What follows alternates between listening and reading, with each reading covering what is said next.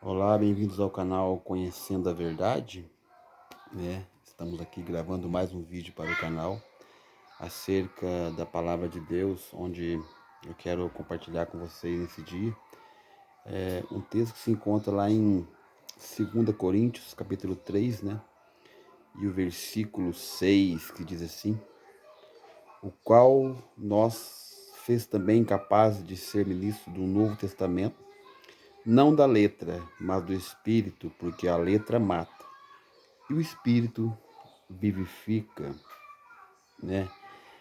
Eu quero dizer que esse versículo, ele vem sido tirado fora do seu contexto, Ele vem sido citado de uma forma isolada, Ele é retirado de uma forma isolada do seu contexto. Talvez por uma única denominação, que nós temos conhecimento dela, que tira esse versículo do seu contexto e traduz a sua maneira, uma maneira errônea, fora do seu contexto, porque aqui nós entendemos que o apóstolo Paulo, quando ele escreve esse capítulo 3 de 2 Coríntios, ele está fazendo menção da letra da lei, da letra que foi escrita, foi entregue ao profeta Moisés, ali no Sinai. A letra, ela apontava o pecado da humanidade, mas ela não tinha poder de trazer a salvação. Então, nesse sentido. E o Espírito que vivifica é o Espírito da graça, que era o Novo Testamento, sim, que foi trazido intermédio do ministério do Senhor Jesus Cristo, que é o Espírito da graça, o Espírito da letra, o Espírito da lei, Isso é muito claro no texto. E nós não podemos tirar esse texto, esse versículo do seu contexto original, E essa denominação, ela usa esse versículo fora do contexto, todos nós conhecemos, pela Congregação Cristã do Brasil, E lembrando os irmãos, isso aqui não é nada pessoal, é algo teológico, Que eles dizem que não se pode estudar as escrituras, embasado nesse versículo, que é citado erroneamente fora do seu contexto.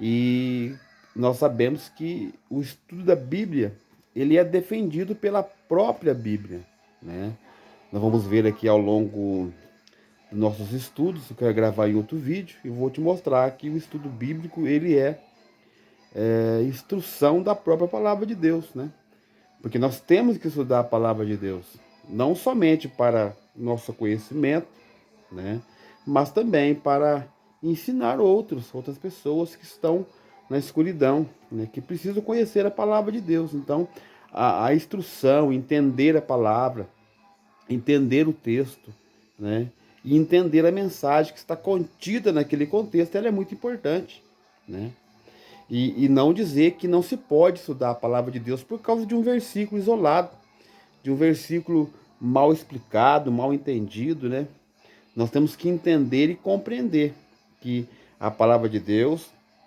vai dizer no ponto das escrituras ali no Salmo 119, que ele é luz para o nosso caminho, é lâmpada para os nossos pés. Então, nós devemos sim estudar a palavra de Deus, entender a palavra de Deus para pregar o evangelho, me dizem, mas o Senhor Jesus não estudou a Bíblia. Como não? Jesus Cristo, ele era um homem cheio de conhecimento, Ele era judeu, foi instruído em todo o conhecimento, E ele era um rabino, ele era um mestre das escrituras, Ele, ele estudou, ele perseverou também nos estudos, Embora sendo filho de Deus, ele também foi um grande estudioso da palavra de Deus.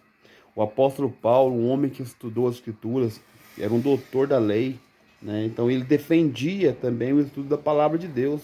Ele instrui Timóteo, o seu filho na fé, a estudar a palavra de Deus, a se instruir para que ele fosse um obreiro, que manejasse bem a palavra de Deus.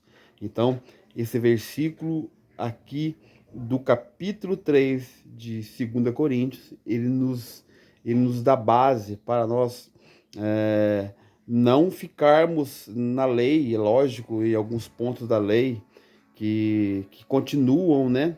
É, no caso, a lei moral, que ela continua, que ela não foi modificada, ela continua, a lei moral.